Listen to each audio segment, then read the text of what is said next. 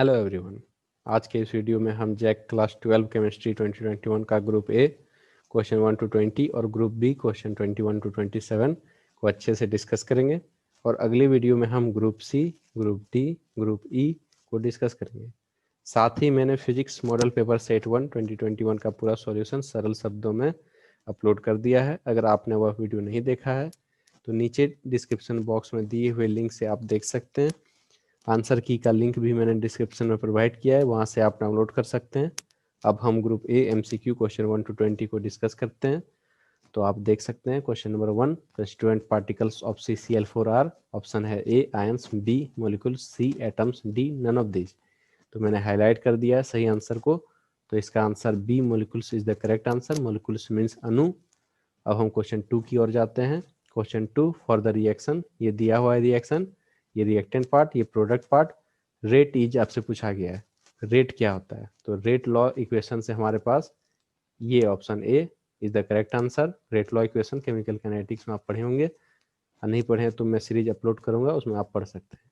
तो option A is the correct answer. इसमें के जो है वो रेट कॉन्स्टेंट है। ये concentration of A to the power A, concentration of B to the power B है। तो option A is the correct answer for question number 2। तो हम अब आते हैं क्वेश्चन नंबर 3 की ओर। Question 3, copper pyrites is an ore of. इसमें आर लिखा हुआ, ये प्रिंटिंग मिस्टेक है, ये ओर होगा। Copper pyrites is an ore of, तो इसका option A copper is the correct answer. क्योंकि कॉपर पिराइड्स को कैल्कोपिराइड भी कहा जाता है। इसका मोलिकुलर फॉर्मूला आप CuFeS2 होता है। ये कॉपर का एक इंपॉर्टेंट ओर है। तो copper pyrites is an ore of copper. तो option A is the correct answer for question number 3। Question number 4 की ओर हम जाते हैं। Group 15 elements are known as, वर्ग 15 के तत्व कहे जाते हैं। Option A nitrogen family, B oxygen family, C halogen family, D none of this. तो option A nitrogen family is the correct answer. तो 4 का ए होगा नाइट्रोजन फैमिली। क्वेश्चन नंबर 5 की ओर हम जाते हैं। स्कैंडियम इज, स्कैंडियम है option A second transition series element, option B first transition series element, option C third transition series element, option D none of this. तो ऑप्शन ए इसमें देख सकते हैं द्वितीय संक्रमण श्रेणी तत्व, ऑप्शन बी प्रथम संक्रमण श्रेणी तत्व, ऑप्शन सी तृतीय संक्रमण श्रेणी तत्व, डी इनमें से कोई नहीं। तो option B highlighted one is the correct answer, B first transition series element. Scandium का एटॉमिक नंबर 21 होता है और यहीं से फर्स्ट ट्रांजिशन सीरीज एलिमेंट का शुरुआत होता है। तो ये फर्स्ट ट्रांजिशन सीरीज एलिमेंट का पार्ट है। तो हम क्वेश्चन नंबर 6 की ओर जाते हैं। क्वेश्चन 6 आप देख सकते हैं, बेंजीन रिंग। ये रिएक्शन आप देख सकते हैं, ये रिएक्शन फ्रीडल क्राफ्ट रिएक्शन है। तो इसीलिए इसको हम ऑप्शन बी को करेक्ट आंसर, इसको टिक कर दीजिए। Option B is the correct answer, Friedel Crafts reaction. Option question number 6 के लिए B is the correct answer. तो अब हम आ जाते हैं क्वेश्चन नंबर 7। क्वेश्चन नंबर 7 आप देख सकते हैं, इथाइल अल्कोहल कॉपर 573 केल्विन, के यहाँ केल्विन है। तो इथाइल अल्कोहल को हम लोग इथेनॉल भी कहते हैं। तो इथेनॉल को जब हम हीट करते हैं 573 केल्विन टेम्परेचर में, तो कॉपर के साथ, तब वो ऑक्सीडाइज होकर के इथेनॉल बन जाता है। इथेनॉल का कॉमन नेम होता है एसिटल्डिहाइड। तो option C is the correct answer, option C acetaldehyde. 7 के लिए option C is the correct answer. हम क्वेश्चन नंबर 8 की ओर आते हैं। एसिटल्डिहाइड, इथेनॉल भी हम इसे कहते हैं। ये रिएक्शन आप देख सकते हैं, इथेनॉल या फिर एसिटल्डिहाइड प्लस 4H ZnH और HCl। तो इसमें ए प्रोडक्ट है, तो ए इसमें क्या होगा, ए इसमें इथेन होगा। ऑप्शन सी क्वेश्चन नंबर 8 के लिए option number C is the correct answer. Acetaldehyde reduce हो जाता है और इथेन बनाता है उससे प्रोडक्ट। तो ethane is the correct answer, option C. Question number 9 की ओर हम आते हैं। तो क्वेश्चन नंबर 9 आप देख सकते हैं, CH3CO CH3 प्लस 4HI। ये रिएक्शन आप देख सकते हैं रेड फॉस्फोरस के प्रेजेंस में 420 केल्विन टेम्परेचर पे। तो वाटर H2O यहाँ देख सकते हैं, A plus water H2O plus 2I2। तो इसमें ए क्या है ये आपको बताना है। तो ए इसमें आप देख सकते हैं option A ethane, option B methane, option C propane, option D none of this. तो option C propane is the correct answer. अब हम क्वेश्चन 10 की ओर आते हैं। Question 10, C2H5NH2। C2H5NH2 इथिलामाइन है, इथिलामाइन HONO के साथ रिएक्ट करता है in presence of sodium nitrite NaNO2 sodium nitrite plus HCl। HCl hydrochloric acid. तो इसमें प्रोडक्ट क्या फॉर्म होता है ये पूछा गया। तो इसमें ऑप्शन ए आप देख सकते हैं CH3OH, option B C2H5NC, option C C2H5OH, option D none of these. तो ऑप्शन सी C2H5OH ये इथेनॉल है। इथेनॉल का मॉलिक्यूलर फॉर्मूला है C2H5OH।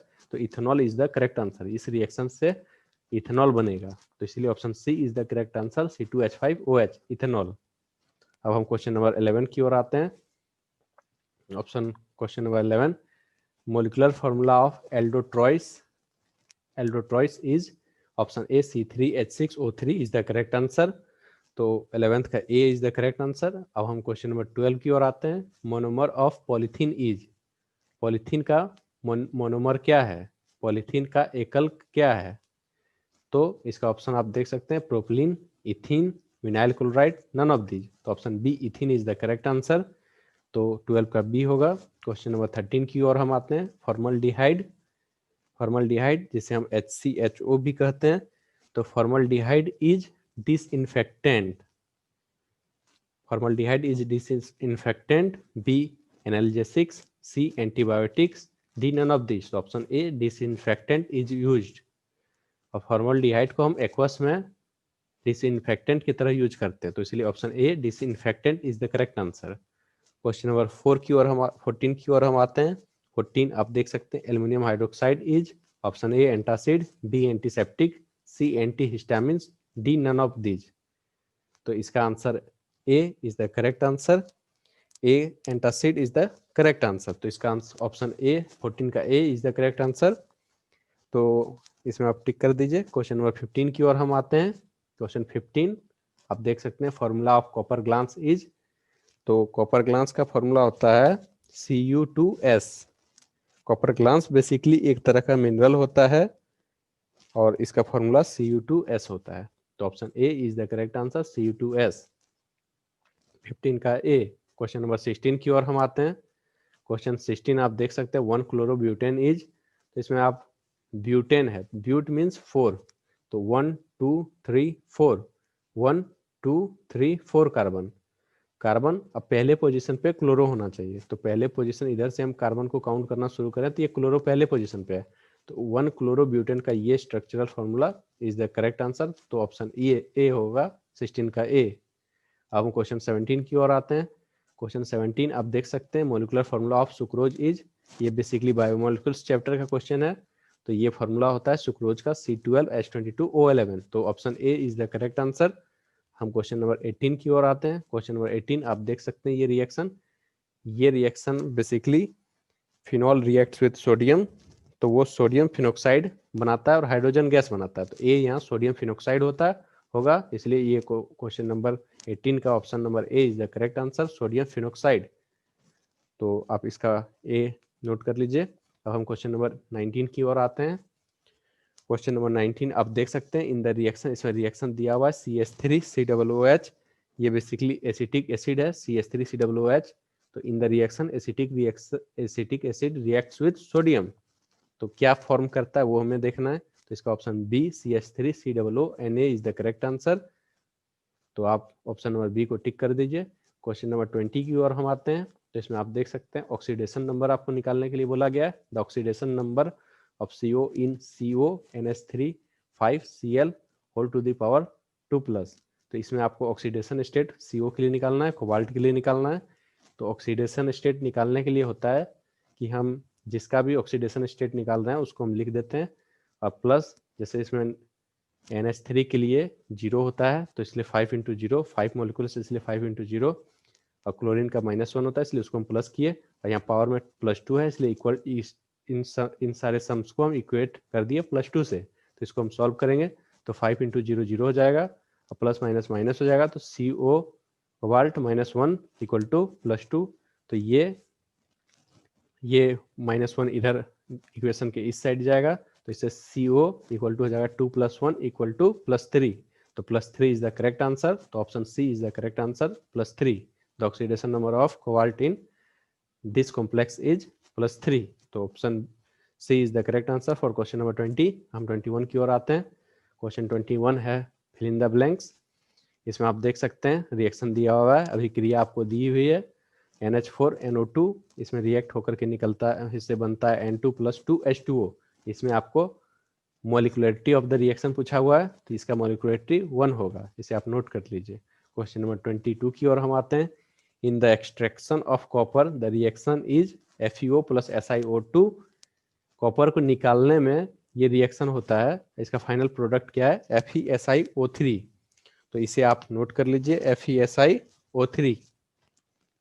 तो ये हो जाएगा FeSiO3। उसके बाद फिर आप क्वेश्चन नंबर 23 की ओर हम आते हैं। Electronic configuration of scandium is.